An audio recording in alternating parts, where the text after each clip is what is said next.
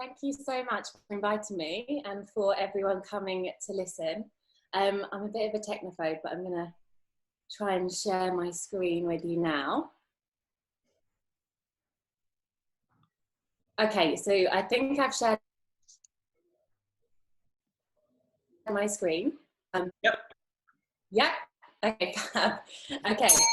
So, so I'm here to talk to you today about compassionate weight management, and this is a topic that I'm really passionate about, and I really wanted to call it compassionate body weight, shape, size, and composition management, because it really takes into all of those things. But this title was a bit long. So when I'm talking about weight management, I'm talking about all the other things that, or ways that we can change our body's either shape or size or composition. So I've separated this presentation today into 3 separate parts. Part 1 is going to be what exactly is compassionate weight management.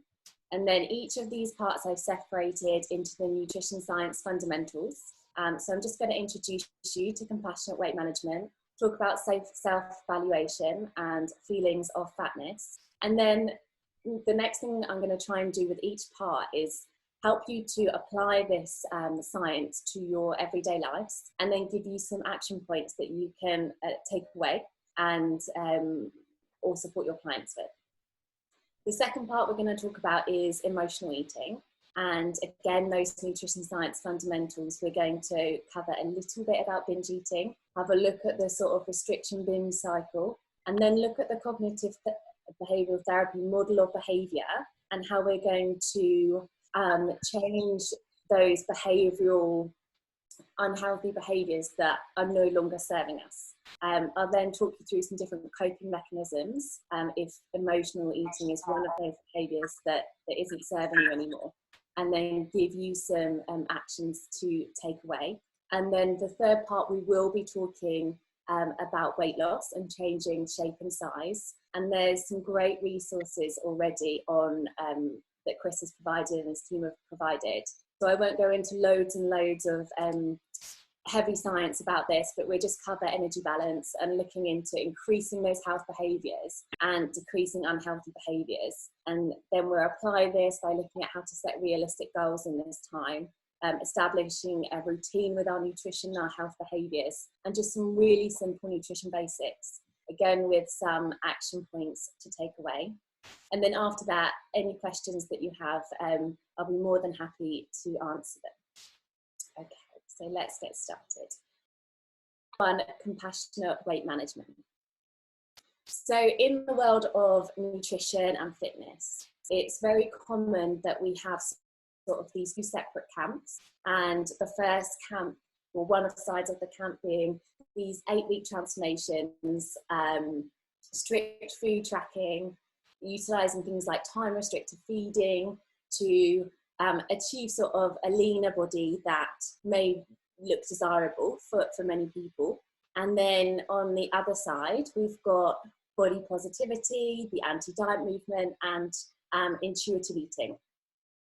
And both of these have pros and cons, and both of these will work for some people. So I sort of just put this on a really basic graph here to give a visual. So I put human needs, or the amount of human needs that are met in terms of people on the left-hand side, and then along the bottom, the different sort of scale of protocols or strategies that we can utilise to meet those physical and emotional and mental needs. And then on one side, we've got those transformations that absolutely do meet some people's needs. And then on the other side, we've got body positivity and intuitive eating that, again, absolutely do meet some people's needs. However, things like transformations or strict food tracking won't work for everyone, and they can cause sort of obsessive thoughts and unhealthy behaviours. And then on the other side, intuitive eating won't necessarily work for everyone, especially if there has been a history of disordered eating or dysfunctional eating, and those individuals might not be able to tune into their hunger and satiety signals. Similarly with elite athletes or those that are doing a lot of high intensity exercise, again, hunger and satiety signals might be quite blunted. So, and this is quite black or white thinking. And I think with a lot of social media, we sort of feel like we have to fit into one or the other. But actually, compassionate weight management sort of fits in the middle and meets the needs of a lot more individuals, taking into account a very individualized approach, utilizing things that may benefit the individual in terms of temporarily energy management and sort of different things around body acceptance and different parts of eating intuitively, but not necessarily following sort of a very strict rigid protocol. So I've sort of defined what compassionate weight management is. So self-compassion is defined as to show kindness, mindfulness, and common humanity to oneself. And weight management is defined as adopting a long-term lifestyle modification to maintain a healthy body weight. And so compassionate weight management is using kindness, mindfulness, and common humanity to influence choices to maintain a healthy and enjoyable body. And I think it's really important to emphasize that we want our bodies to be enjoyable. And if that means making changes to how they feel or how they look or how they move, then that's completely okay. So these are the general components that make up compassionate weight management. So firstly is making changes to improve or safeguard our health, our fitness or mobility. Secondly is to make changes to increase the confidence and enjoyment that we have from our bodies and their ability to give us pleasure in everyday life.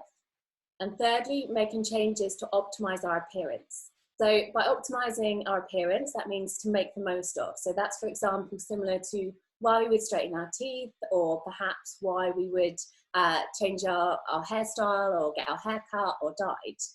And then the underlying principles are that we understand that making changes will not increase our worth or our value as a human being, because we are born worthy and we are born valuable.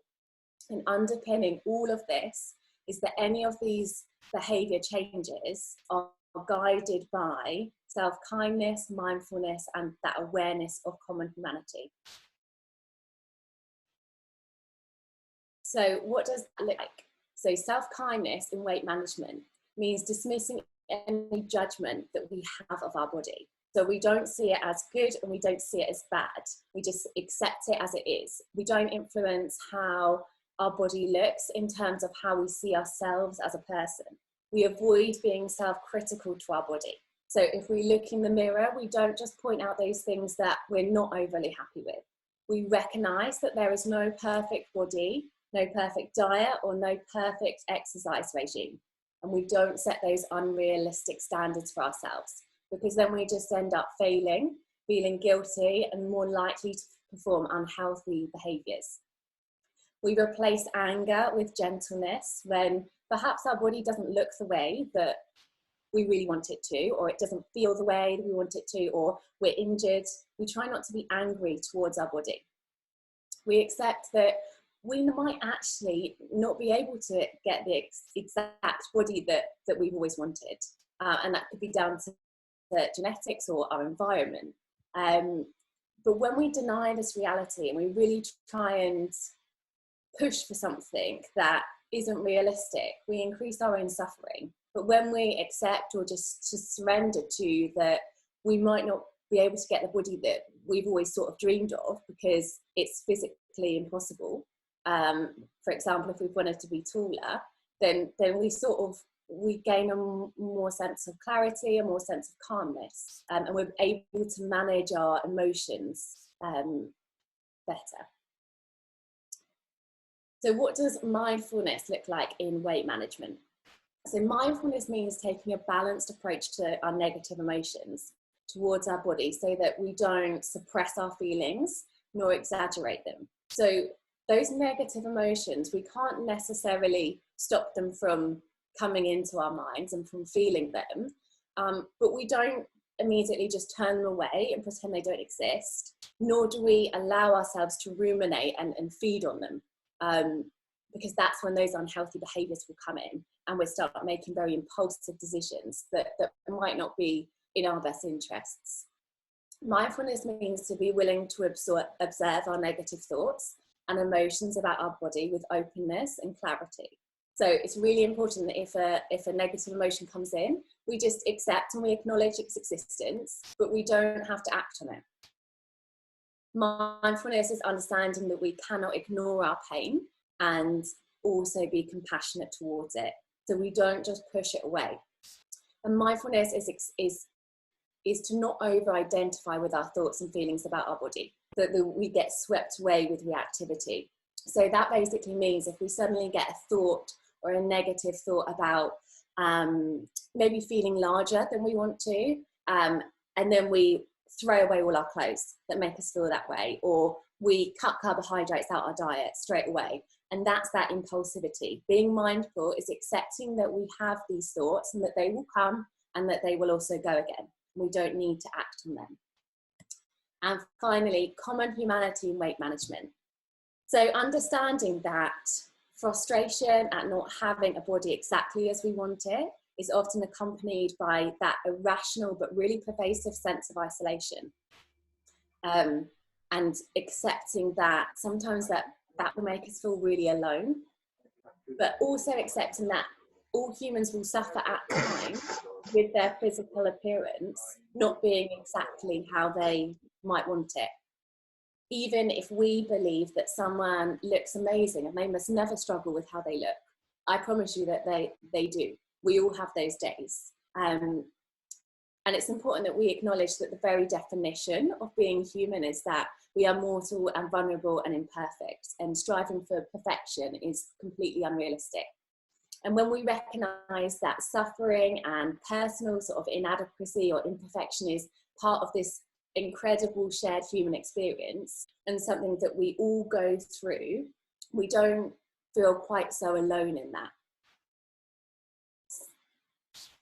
Okay.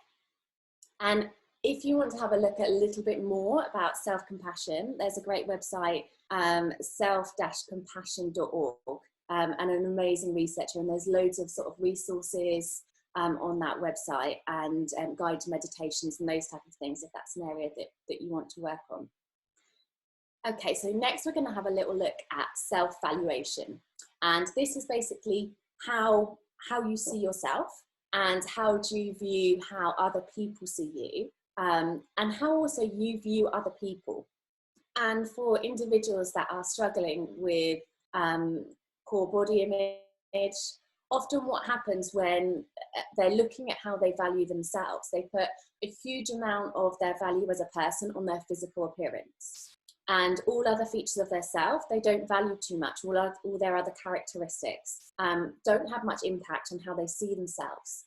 And when that happens, if, for example, those individuals have a really poor body image day, their whole sense of self and their whole sense of being is decreased, because they put so much value on how their physical appearance looks. And that's often how they also believe that other people judge them. Like if they are looking good, they are a good person. If they have a day where they don't look so good, people will see them as a bad person. And what we want to try and develop is to see ourselves as a whole person. So our physical appearance does have an impact, but it doesn't have an exaggerated impact. We also consider things like our talents, our skills and our abilities, our values, interests and our hobbies, our past experiences and our future plans, our social responsibility and our attitude towards others, our spiritual beliefs and our cultural identity, our personality traits and philosophies for living, our physicality, which is our outward appearance, our personal style and taste, and our humour and our intellect. So it means that if one of these things we're not feeling so great about, and that might be our body image, we actually feel okay within ourselves because we have all those other things that are keeping us feeling valued. Another really important thing that I wanted to emphasize is that accepting ourselves as a whole person while striving to make improvements is possible. Again, a lot of people think they have to sit in the camp of self-acceptance or sit in the camp of self-improvement, but we can strive for change and still be content. And I think that's really important to acknowledge and appreciate. So, for example, we could think about accepting our natural shape. So someone may be tall and slim and have previously felt really uncomfortable with that and wanted to be a bit bigger and have a bit more muscle. So someone could make that a deliberate effort to improve the amount of muscle and perhaps decrease the amount of body fat to make it appear they have more muscle tone, but also really accept that naturally they are tall and slim. Another thing that we could do is to stop aiming for loving our bodies, but try to change and improve the relationship with our body over time. For example, the same individual might accept and that they would like more muscle and strive to change that, but also accept and acknowledge of their natural shape. And then we also should be avoiding comparison with other people, especially those with naturally different body shapes. And this is something that's really, really common. Noticing what we would like in others and seeing how much it differs from ourselves. So it's really important that we catch ourselves when we have those thoughts and those comparison thoughts, and not just to other people. A couple of my clients have said this. It's almost like to try and stop that comparison from your previous self and your previous body as well, because accepting that things change with time and our environment and our situation is also really important. So just trying to stop those comparisons is crucial. So feelings of fatness. This graph was actually taken out of a book by Fairbairn. It's called Cognitive Behavioural Therapy for Eating Disorders, and it's something that we use to support people with dysfunctional eating patterns to understand feelings of fatness. And if you have a look at the graph, you can see how the actual weight, although there are obviously general fluctuations from day to day, week to week, month to month, it's pretty stable and those changes are quite small. When the feelings that we have of fatness and the feelings that we have of our body shape changing is actually quite large and can differ hugely from day to day, but they are inaccurate. So those feelings of fatness actually have very little resemblance to being fat. So objectively, we could view someone and we could see that they have maybe not much body fat on them, but they themselves could still have days where they feel fat in their clothes, where they feel fat when they get up in the morning. And that's because feelings don't come from a logical part of the brain. And this means that they kind of fuel an impulsive behavior. So for example, if you get up at 7 o'clock and you feel fat that day, by 8 o'clock, you could have made choices to not wear a particular type of clothing, to cut out all carbohydrates, to go low calorie for a week, just based on those particular feelings that you've experienced that morning. And then what happens is we tend to we want immediate relief from those uncomfortable feelings. So then we tend to over-exercise, over-diet, or perhaps overeat or over-drink. And then we feel guilty for that and the cycle just pursues. So what we really want to try and develop is this understanding that fat is not a feeling. Fat is actually a smokescreen for other feelings. So often when we get up and we're feeling fat, we're actually feeling anxious, or we're feeling scared or lonely, or there's something else that's going on.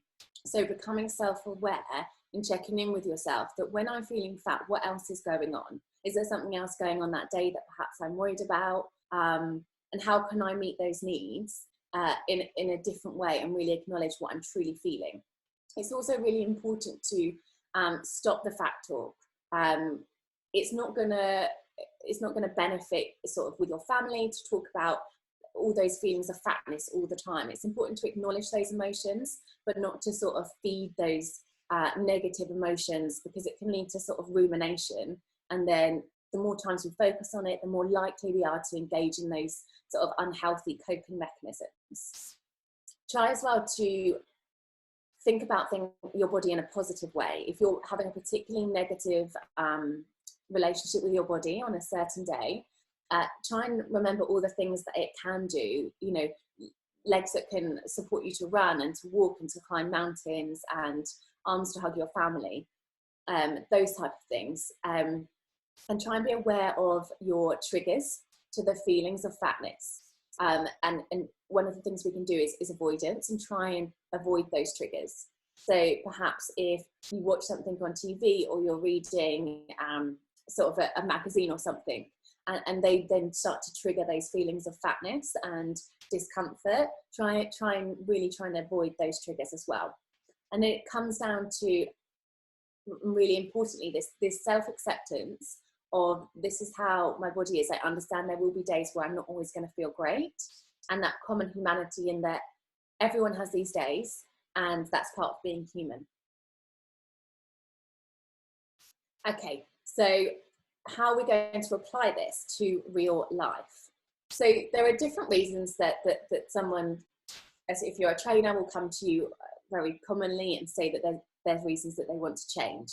And that could be, I want to improve my looks because I feel it would make me more worthy as a person. I want to improve my looks because it would make me more likable and loving. To please a critical partner, to overcome jealousy, to win approval from others. And then we've also got to improve health and fitness, to increase enjoyment in my body and life, to improve physical ability, to reduce physical pain, because I have a genuine desire to reduce self-consciousness and increase social confidence. So there's some varying reasons. And if they said the ones in the red to you, this is where I would feel that changing their body probably wouldn't really get to the root of what's really going on, and that there are maybe referring on to therapists might be a more beneficial option to target the self-worth issues, whilst you focus on really health promoting behaviours and ways to make them feel good in sort of utilising exercise and in other ways. Whereas if they say the things in the green, that's almost a healthy motivator to change their body weight, shape, size, etc. But what often happens is we say as humans what we think people want to hear. And so sometimes it will take a little bit more motivational interviewing for you as a trainer, or if you're thinking about it for you as an individual, maybe do some journaling to think about what are the actual reasons that I want to lose weight. Because often we say the things in green, but underlying, even if it's subconscious, it might be the things in red. So be honest with yourself. What do you really want to gain by changing your body? So we're going to move on to talking about body image issues. So these are both unhealthy thinking, and these unhealthy thoughts may lead to unhealthy behaviours. So the first these are just common ones that I've experienced when I'm working with individuals, is that individuals make these really rigid demands and rules about the way other people must or must not view themselves. And they link their self-worth to their perceived attractiveness. So if, for example,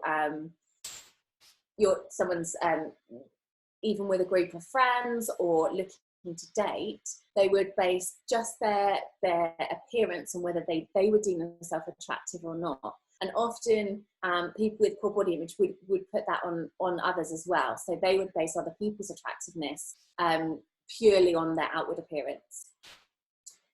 Placing too much importance on physical appearance and underrating other characteristics. So that's going back to that pie chart. Unhealthy thinking is also overestimating the degree to which other people evaluate or even notice your looks. So when you're really conscious and you're thinking everyone else is judging you on just the way you look, when actually people are judging you on all those other things, and regardless of the way they look, they would still like and love you. But when we have those unhealthy thought patterns or cognitive distortions, we really start to ruminate that if we don't look a certain way, people won't like us or people won't love us. And then the final one is holding unrealistic expectations of our physical appearance. And that could be anything from, I'm never going to be bloated, I'm going to make a decision to never eat foods that might bloat me, or I'm never going to allow myself to be over a certain size or shape, or under a certain weight. And some of these are very unrealistic, and we set ourselves up for failure. And then with that, obviously, if we fail, we're more likely to have a reduced self-esteem, and then we're more likely to engage in those unhealthy behaviours, which we're trying to avoid. And by unhealthy behaviours, when I'm talking about that, I'm meaning things like binge eating, or just engaging in anything that takes away from your health. And then those unhealthy body image thoughts can very easily and very quickly turn into unhealthy behaviours. So unhealthy behaviours mean comparing our physical appearance to others on a regular basis, over-preparing before going out in public. So one thing we would sometimes do if an individual is at a right stage of recovery is to almost do a form of exposure therapy and ask them to go out in public with, for example, only 10 minutes to prepare. So this could look like people often putting on a lot of makeup, or changing from different outfit to outfit. So almost just challenging them to push past that comfort zone and sort of get ready in 10 minutes and understand that actually, even if you don't perceive yourself to be looking perfect, you can still go out and engage with other people and connect and have a good time. Unhealthy body image behaviours could be dieting or exercising constantly in order to improve your looks, and that taking away from other things from your life, and body image very much taking up the entirety of your pie chart. Attempting to hide away from scrutiny and seeking constant reassurance. That's a really common one, where often people will say that they're constantly sort of asking for people's approval, that they meet sort of some standards that they've sort of created. So just as a self-acceptance tip, we can eventually accept ourselves as imperfect and physically flawed, and yet a worthy and valuable human being. And accepting ourselves is so much easier to do and to maintain if we also apply this philosophy to everyone else. So really try not to be judgmental about other people's physical appearance as well. And if you are, really start to check in with yourself and think about why that judgment's come up, and what has it triggered within you, maybe from your past psyche. So I mean, fat phobia is something that we could do a whole presentation on, so I'm not going to go into loads of detail in it, but it's definitely something that I would recommend you explore. And fat phobia is defined as a fear of fat people, and fatness. And it can be experienced in huge amount of ways, from discrimination in the workplace to medical discrimination, to people trying to discuss realistic health issues and blaming it on being a certain body shape or size, to clothing not being available to people in larger bodies. And it's something that's gained a lot of momentum recently, and there's a lot on the internet about it, a lot on social media. So I'd really recommend just reading a little bit into it, and then doing some journal prompting. And as a society, we are brought up in this fat phobic society, so it is likely that you may experience some fat phobic thoughts, and that's nothing to be ashamed of, because it's something that's been taught. That it can be something that can be unlearned, but just be aware that it might bring up feelings of shame when you are doing some self-exploration. And journaling is a really great way to go about it. So almost like just have a think, what comes to mind when you're thinking of thin people, and is there any difference if you're thinking of fat people? Do you associate thin people with anything in particular when it comes to sort of ability, activity levels, eating habits, health, etc., etc.? And then ask yourself the same questions if it comes to people in larger bodies. So what actions can you take from this part of the presentation? So the first thing that I think would be a great idea is if you draw a pie chart and you put in all the things that you value about yourself, and do that concurrently, and then do that to how you would eventually like to see yourself as a whole person. And notice, what could you do today or tomorrow, tiny changes, to get from your current pie chart to your ideal pie chart. I'd like you to read about fat phobia and try and explore whether you currently experience this. And then consider your reasons why you want to pursue weight loss. And if you're a trainer, to use motivational interviewing very compassionately with your client to consider their reasons and help them to really be self-aware of why they perhaps want to pursue weight loss or changing their body composition. Okay, part 2, we're going to move on to emotional eating now. Again, starting with the nutrition science fundamentals. So binge eating is defined as eating a very large amount of food in a short time, and often in a very out of controlled way. Eating very fast until you feel really uncomfortable, often sick, eating when you're not hungry, eating alone or secretly, feeling very depressed and guilty and ashamed or disgusted after binging. And I would say here, especially if it's very regular, and it might creep into what we call like binge eating disorder.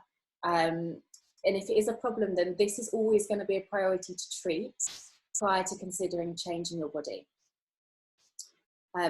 Binge eating is something that can definitely be resolved with treatment, but it's always going to be, it's always going to be a priority to target the binge eating behaviours first. Oh, sorry, I don't know what's going on. And then emotional eating is eating due to feelings instead of hunger, and it is a valid coping mechanism. So there are very differences between binge eating and emotional eating. And I'm just very quickly going to go through the restrict, binge, guilt cycle, because this is something that happens, and it's really important just to have awareness of this. So often we may restrict intake, and that generally happens if we are on a weight loss diet.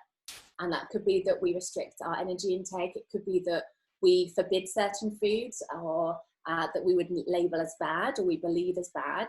It could be that we restrict a certain food type, commonly carbohydrates. And that makes us feel better for a little while, because we feel like we're more in control. We feel like maybe we're going towards our goals. And then we start getting cravings for maybe the foods that we've forbidden, or more, we get cravings for more food. And this could be physical. So one of our prime triggers for binge eating is restriction, because our body is in such a low energy deficit, and it wants energy to keep itself alive and well and maintaining weight. So if we restrict too much, it's very likely we're going to binge. Those triggers could also be anger. It could be something social, for example. It could be a happy trigger. It could be that you've gone out for a meal with friends, and you've had a great time, and that's a trigger as well. And then what happens is we would result in a binge, eating a lot of food in a short amount of time, and that generally always results in guilt and shame, and we start that restriction cycle again. And that's what we would consider as binge eating. And that can sometimes happen in emotional eating as well. But if this is happening regularly, it's really important that you do seek some support for that from a dietitian or a therapist. Whereas today we're going to look particularly at emotional eating. So the difference between emotional eating and binge eating is emotional eating is understanding that it's very normal and it's very natural to eat for reasons other than hunger. And it's important to acknowledge that we can use food to provide us with comfort, and sometimes that's healthy, and sometimes that's what we need. It's definitely not something that we need to be ashamed of, because it can help to ease those feelings of discomfort that we're not quite ready to face. There's very uncomfortable feelings and we don't feel safe to face them at that time. Emotional eating can serve a purpose for us, and it is a coping mechanism. Emotional eating can, however, trigger feelings of guilt and helplessness and low self-worth, just like binge eating. So we have to understand that even though that we can absolutely use emotional eating as a tool, and it's not something to be ashamed of, we need to have other tools in place as well to deal with those uncomfortable emotions when they arise. And these tools that I'm going to just go through now will confidently enable you to take from that place of panic or dis-ease to a place of calm. And then from that place of calm, you'll be able to make more rational choices. Okay. So this is the cognitive behavioural therapy model of triggers and how we control these behaviours. So what happens is we will get a trigger from maybe the environment, or from, we can have physical trigger, which may be that we're restricting intake and our blood glucose is low.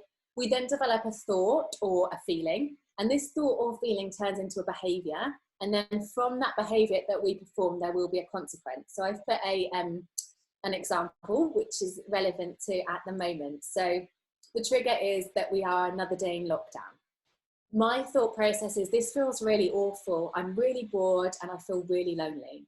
And with those feelings, I know what will make me better. I'm going to order a takeaway. I then eat the takeaway. And the consequence of me having that is that I feel really guilty and I feel unhealthy. I then restrict my intake, get really irritable and shout at my children and feel more guilty. And that perpetuates those unhealthy behaviors. So in that moment, probably that emotional eating did actually lead to negative consequences. So what we can do is, we might not always be able to change that trigger. We can use avoidance to avoid triggers, but we really have minimal control sometimes over the trigger. But what we can do is we can change our thoughts and we can change our feelings about the trigger. That's what we are in control of.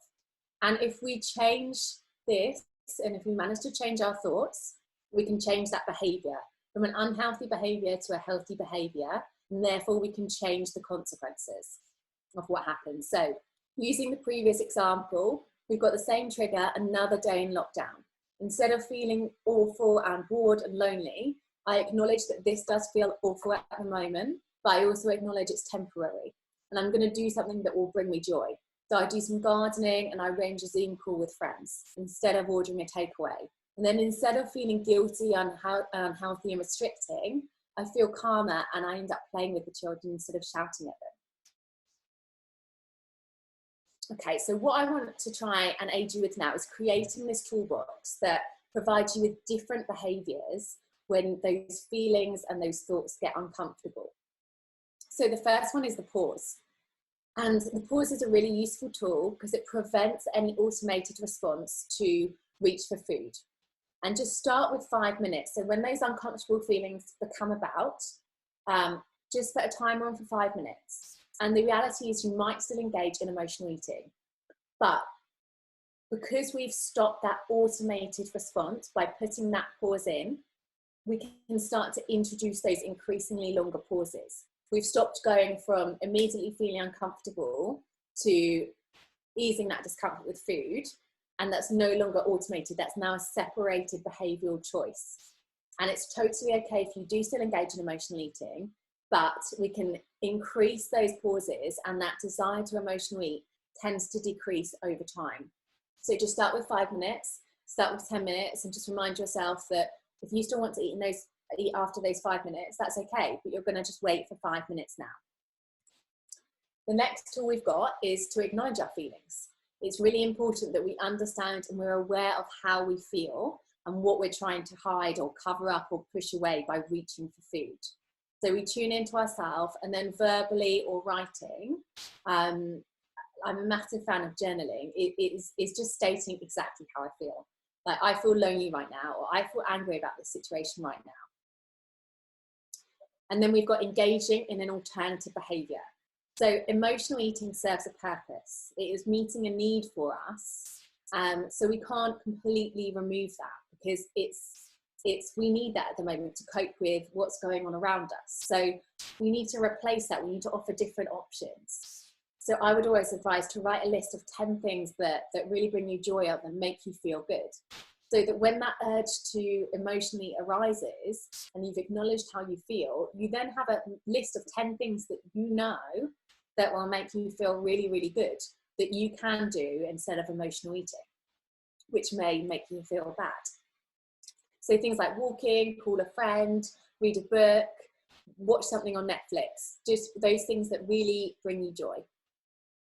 And then the next thing is tuning into your senses. So often when we get those really uncomfortable thoughts and we start to panic and we want to ease those uncomfortable thoughts, we feel almost like a bit dissociated from our bodies. So we want to try and bring ourselves back into our bodies.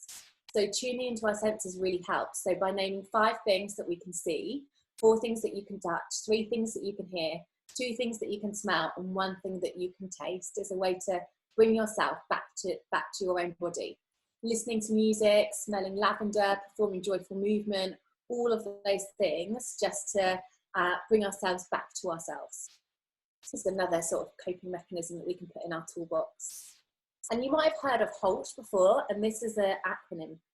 So when we get that urge to emotional eat, we really want to be finding out what's actually going on within us. And the first thing to ask us is, am I hungry? If so, then we eat the next meal or snack that we have planned, if that's the thing that we fancy right then.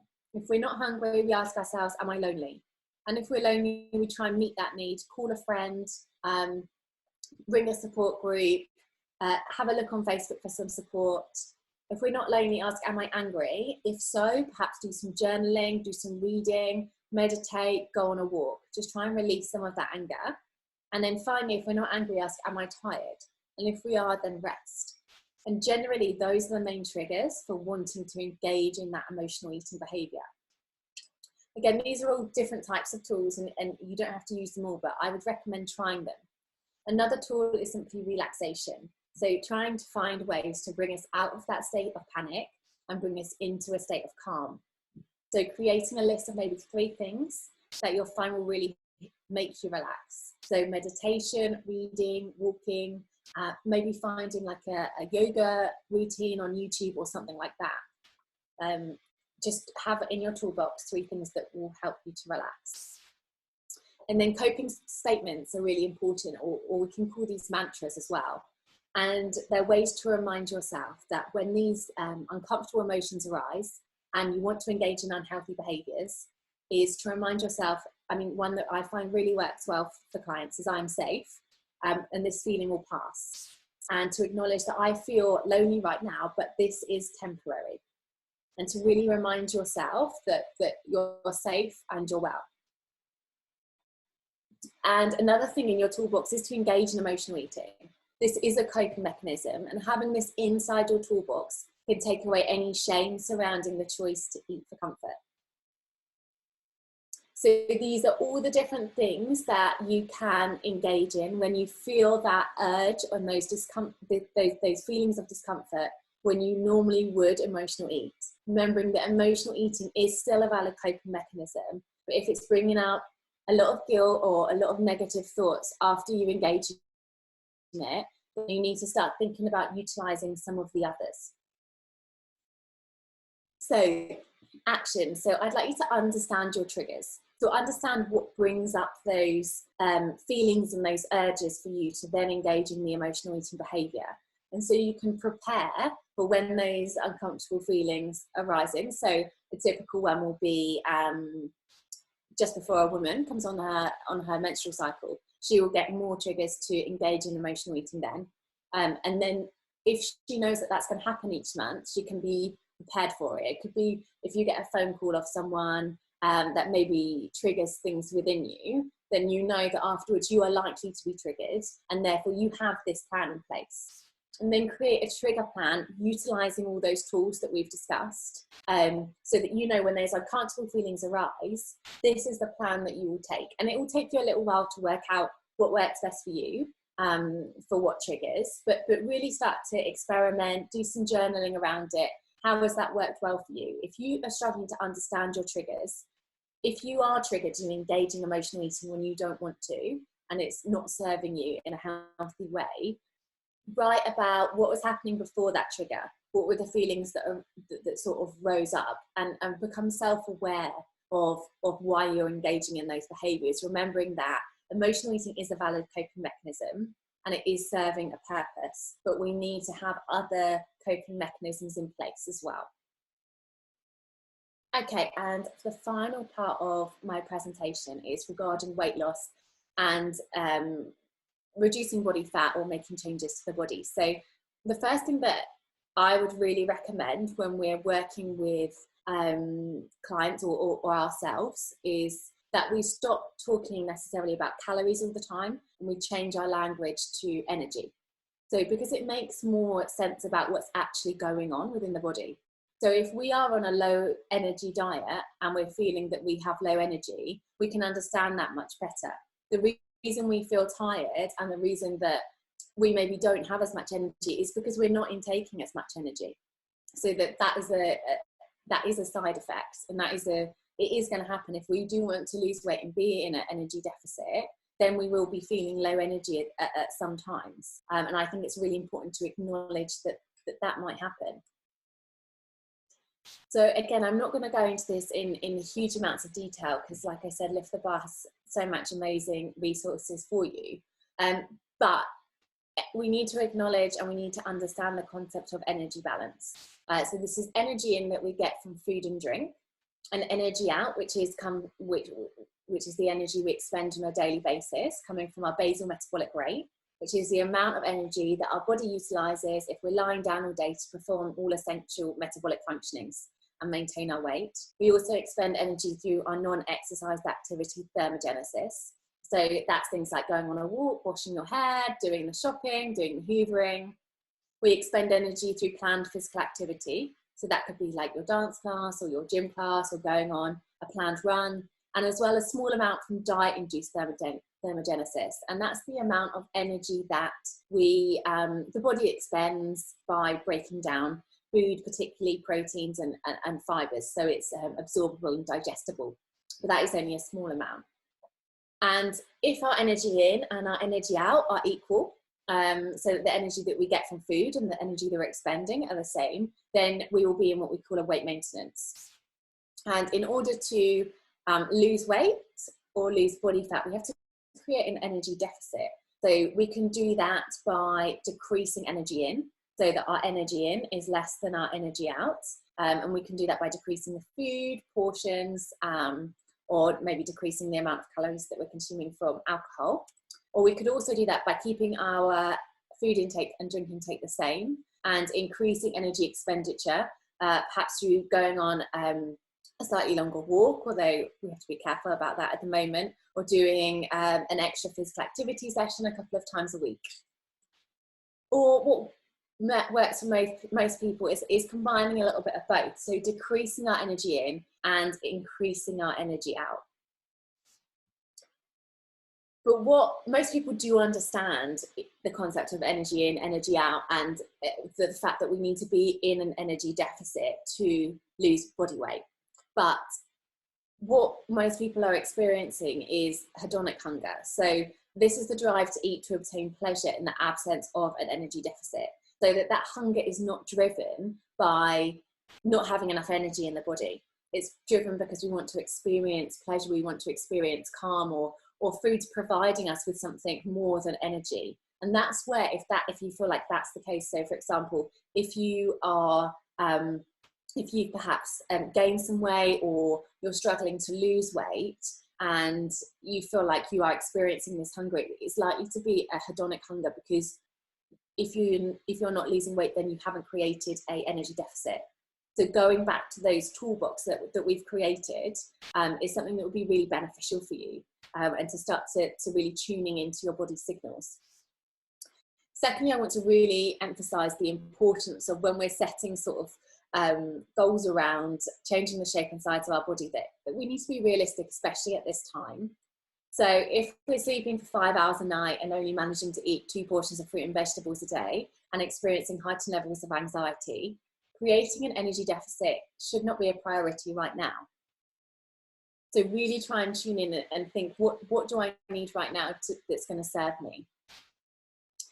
We can, however, focus on creating health-promoting behaviours. And we can do this with the aim of reducing our body weight, or changing the shape, or changing the size. Or we can just do this simply because we want to engage in health-promoting behaviours. And both of them are absolutely fine. So these are just some of the things that we can do. Have vegetables in most of your main meals, ensuring that you've got a mixture of different colours to provide different types of vitamins and minerals. Drink at least 2 litres of fluid daily. Choose whole grain carbohydrates most of the time. Have some protein in most meals. And again, I'm putting most here in different things, because I think often we get very rigid with ourselves, and we feel guilty, for example, if we have a meal that's maybe slightly lower in protein. So there's things that we want to try and achieve the majority of the time. If we're not managing to have 20-25 grams of protein in every single meal, it's not the end of the world. Have nutritious options in the fridge and in the cupboards. If there are foods that provide us with lots of nutrients available and there, we're much more likely to eat them than if we have to go to the shops. So make sure they're there, make sure they're prepared, make sure they look nice and they're easy to access. Have salmon or oily fish twice per week. This is a really great source of omega-3. That really supports things like insulin sensitivity, concentration, heart health. Try and plan your meals. So this is something that I would try and recommend in terms of creating a kind of routine and making sure that you are getting adequate nutrients in. So maybe when you're doing your meal plan, you could sit down with your family and work out what meets everyone's needs, what meets everyone's likes. Have we got enough sort of whole grain carbohydrates in there? Have we got enough oily fish? Have we got enough beans and pulses? Have we got enough calcium, things like yogurt, that's going to meet all our needs? Be mindful around eating. So things like a really common one is people like grabbing the kids' leftovers, and they're not really even acknowledging that they're eating food because it's such an automated response. So doing things like really trying to be really aware of when you're eating and sitting at a table, really enjoying the eating experience, whether you're by yourself or with other people and with family, thinking about where the food came from, thinking about the different colours on the plate, thinking about the different textures, and really engaging as you eat. Trying to check in with yourself before you're eating. Am I hungry? Is this what I need right now? Or is there something else that I need and I'm just reaching for food because it's going to temporarily meet that feeling of discomfort? Take your vitamin supplements. So this is personal, so I'm not going to recommend loads, but one that I will recommend is vitamin D.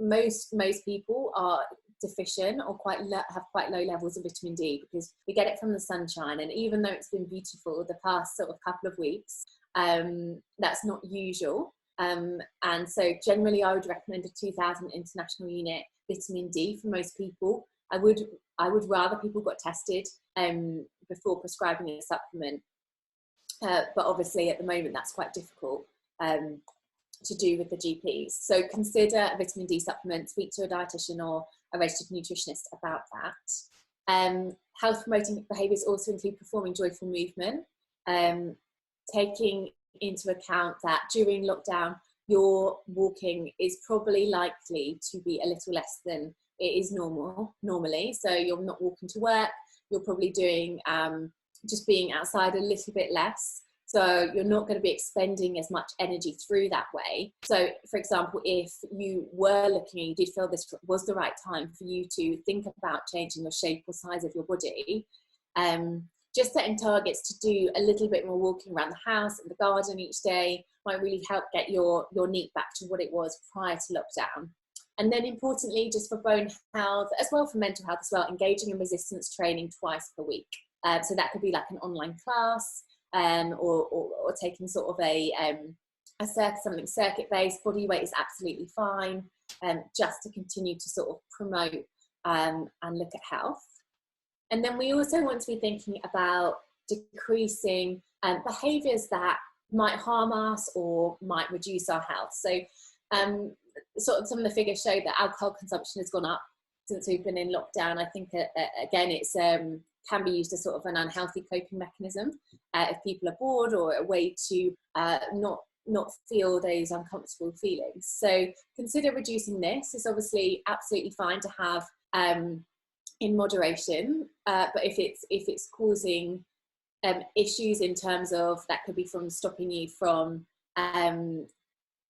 achieving sort of a weight loss goal, if that's something that you've set yourself, or it could be that it's just not making you feel great the next day, because it is a depressive and it doesn't have any vitamins and minerals in it, but it does just provide us with energy.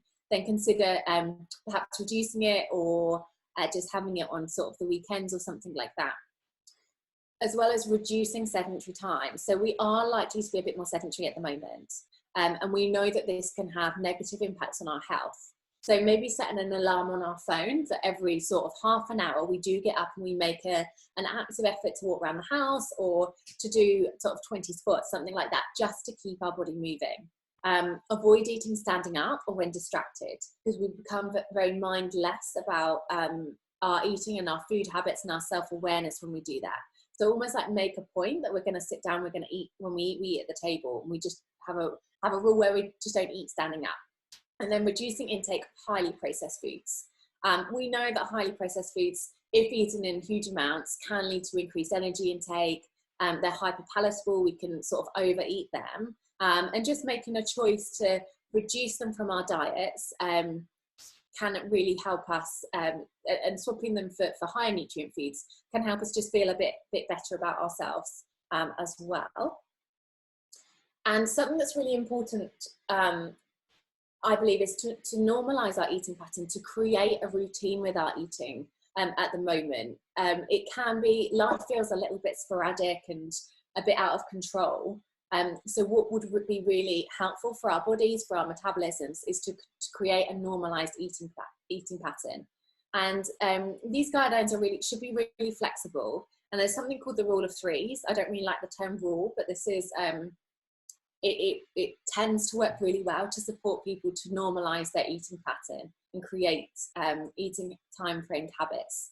So these rules are to have 3 meals a day and up to 3 snacks per day, but no eating at other times. And this enables the body to, and for you to check in with your body. And if it feels hungry, you can very much acknowledge that, is it actually hunger that I'm feeling? And if I am, then I I know I've got a snack in an hour, so I can maybe hold out, or I can bring that snack half an hour forward. And then the final rule of the rule of threes is do not leave longer than 3 to 5 hours between meals. It can be tempting to sort of, if we're having a lie-in, just to wait until lunch. But what can happen is we can create these huge energy deficits and feel quite low when we're not eating regularly. Our blood glucose can drop, and we know that that is a trigger for engaging in binge eating or engaging in emotional eating. So just trying to normalize those eating patterns, 3 meals and up to 3 snacks per day. Probably if you're struggling to focus on just that at the moment and eating those 3 meals a day, then focus on the times of those meals first. But then we can start having a look at the contents of the meals. And again, this is really flexible. And this is just a guideline, and it's not individual advice. But what we're looking at for like a meal that nourishes us is to have sort of half a plate of vegetables, and that provides us with vitamins and minerals and antioxidants and fibre, which is important for sort of our overall health and digestion. And then we can mix between plant-based and animal-based sources of protein. Then we can add our whole grain carbohydrates, which again, we want to be whole grain most of the time, or tubers like sweet potatoes, new potatoes. And they provide us with a slow release of energy. And we still do, our bodies would benefit from some carbohydrates, whether that's from our whole grains or whether that's from things like beans and pulses and starchy vegetables. Even if we're not doing loads and loads of activity, we still would benefit from having some in our diets. And then adding some extra energy and fat-soluble vitamins from sort of our healthy fat sources. So nuts, seeds, avocados. And we're sort of looking at this sort of plate, so half a plate of your salads and your vegetables, with a quarter of each of protein and your whole grains, and sort of a small serving of your healthy sort of fat or energy extra. Sometimes it might look like this. You might decide that you actually fancy something sweet after a meal, and you add a cookie on the end. Or sometimes it might look like this, and you want a glass of wine. And sometimes it might look like this. But most of the times, we would like it to be something like this. So for example, if you're having 3 meals a day for 7 days a week, that's 21 meals. So of 80% of those meals would be about 17 meals a week that you have looking like this. And then you've got some room in the other 20% of meals to explore different tastes and those type of things. But generally, for weight loss, for reducing body fat, we're looking at something like this. It's a very basic guideline. And then when it comes to snacks, if you are really out of tune with your body, if you've been suffering from dysfunctional eating, if you struggle to recognize your hunger and satiety hormones, start with having a snack between breakfast and lunch and dinner, and perhaps one before bed, to start to normalize those eating patterns and prevent those long duration between eating opportunities. if you feel like you can engage in your hunger and your satiety hormones, start to use the hunger and satiety scale to work out whether you need a snack or not, whether you want a snack for hunger purposes, or whether it might be for emotional leg purposes. And this scale is from 0 to 10, with sort of the lower end being when you're feeling really starving and weak and dizzy and a little bit jittery, and 10 being that you're so full that you feel sick and uncomfortable. And when it's definitely time to think about having something to eat from a physical hunger perspective, it's when you're feeling sort of 3, 4 out of 10. That's when you want to think about having a snack. And it's important to also engage between hunger and a craving. So hunger is when we experience something generally below the neck. So tummy rumbles, we feel like we've got low blood glucose, our energy goes a little bit low, and actually we'll be satisfied with any type of food that we get.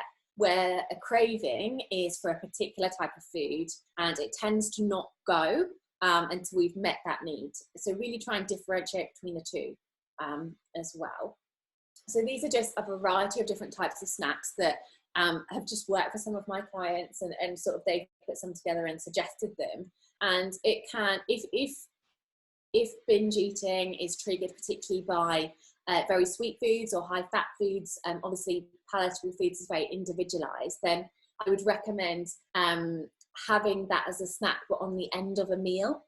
So if you did want something sweet, like chocolate, have it on the end of a meal to start with, and then rather than having it in isolation as a sort of mid-morning, mid-afternoon snack, and have the more savory things as your mid-afternoon snacks to start with until you manage more of the emotional eating and those binge eating behaviours. But it's really important to normalise that eating pattern, especially at the moment.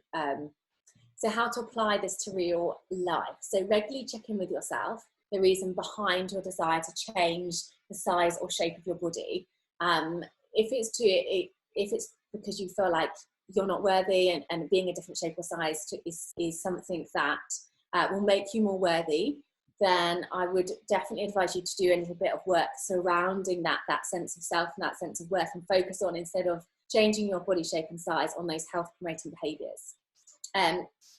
If you want to, and you decide weight loss is right for you at this time, you can create that energy deficit by focusing on improving health promoting behaviours and decreasing health reducing behaviours. Meal planning in accordance to those guidelines for the rule of threes, with most of your meals fitting into half a plate of salad or vegetables, a quarter of a plate of protein, and a quarter of a plate of whole grain carbohydrates or tuber, with like 1 to 2 tablespoons of sort of extra energy or healthy fat, whatever you would like to call that, and then engaging in that joyful movement as well. So for personal trainers listening, here are just some of the ways that I recommend you can support your clients right now. So support your clients to reflect on whether now is the right time for them to lose weight, or perhaps would a harm reduction or a health protection approach be more beneficial for them. So this could be quite a difficult subject, so remember to be really compassionate, and use sort of motivational interviewing techniques as well to talk through this with your clients and work out what the best way forward for them would be right now, and remind them you can always reassess this when sort of the lockdown starts to lift. Provide examples of dietary days, for example, for different types of calorie intakes, if someone did decide weight loss was right for them at this time point. Remembering just staying within your scope of practice, so even though you can't provide personalised dietary plans, you can provide examples of different calorie intakes, and give them direction as to how to work out their own calorie needs in order to meet their goals, again, if that's right for them. The British Dietetic Association has a lot of really good evidence-based handouts with different nutrients. So for example, if you look at maybe a food diary and suspect that they're deficient in something, even though you can't prescribe anything, you can provide them information to look in more detail at different nutrients or different types of diets on there that they may be interested in. Set behavioural goals rather than sort of outcome goals. So rather than saying to lose this much weight or to be this body fat percentage, aim to set those behavioural goals. And it's really important as well to almost sometimes have a reward planned. And that can be almost like a mental reward that's the client is able to provide themselves when they've achieved something. But if it sort of seems like a bigger thing, to get them to think of a couple of rewards for if they manage to consistently perform these behaviours, and that will really encourage them as well. So behavioural goals could be to sleep 7 hours a night, or to perform 3 exercise sessions a week, or to eat 5 portions of fruit and vegetables. You can provide your clients with really delicious and nutritious recipes for them to try and do cook-alongs and things like that. You could be interested, and it's really important, in your clients beyond their training and eating. Some people are really struggling right now. Try to avoid putting your expectations on your clients. Just because you're really enjoying this time and getting the most out of training and really benefiting from it, maybe, it doesn't necessarily that they're feeling motivated. So try and adapt programming for them. Compassionate weight management needs compassionate, empathic trainers, and that's really, really crucial. Try and really engage with your client on their level and how they're feeling right now. Support, rapport, and trust with your client is so, so important, and that should be priority over everything. So to conclude, it's okay to want to change your body, but there is a difference between wanting to change your body to increase your sense of self-worth and to optimize your appearance. To increase your sense of self-worth suggests that you link your intrinsic human worth to your outward appearance. And this is where we would not suggest engaging in behaviors to change your shape or size, but we would rather promote those health promoting behaviors whilst working on increasing that sense of self and not gaining it from physical appearance purely. But to optimize your appearance, like you would, for example, change your hair color, suggest that you generally value yourself as a person, and therefore changing your outward appearance can be part of a self-care regime to increase your enjoyment and confidence whilst improving or safeguarding your physical, mental, and your emotional health. So just some final points. Compassionate weight management means that self-kindness, mindfulness, and common humanity guide our choices to maintain a healthy and enjoyable body. That changing your body will not impact your worth and value as a human being. That self-improvement and self-acceptance can coexist, and that you are born worthy.